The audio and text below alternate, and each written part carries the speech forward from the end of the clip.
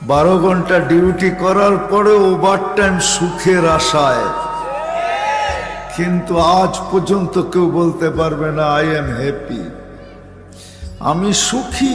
এটা কেউ বলতে পারবে না। সুখী শুধু আমাদের কেক সুখী, কেকের গায়ে লেখা থাকে হ্যাপি, কেক সুখী, আমরা সুখী না। স্বামী স্ত্রী দুইজন কামায়, দুইজনকে জিজ্ঞাসা করলে বলবে সুখের আশায়, তারপরও সুখী না। দেশ থেকে দেশান্তর হয়, তারপরও সে সুখী না। কেউ আমরা সুখী না। আজকে যা দেখতেছি চোখে, কসম খোদা। এই জন্যই উলামা ইকরাম আমাদের জন্য এরকম মাহফিল রচিত করেন।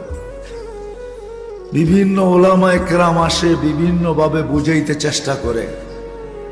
তার ভিতর থেকে আমিও একজন চলে আসছি, যদি বুঝে আসে। সুখী হইতে চাই আমরা, কিন্তু আমরা চাই আমরা যা ভাবি ওইভাবে, আমরা যা শিখছি ওইভাবে, আমরা যা শুনি ওইভাবে, আমরা যা চিন্তা করি ওইভাবে।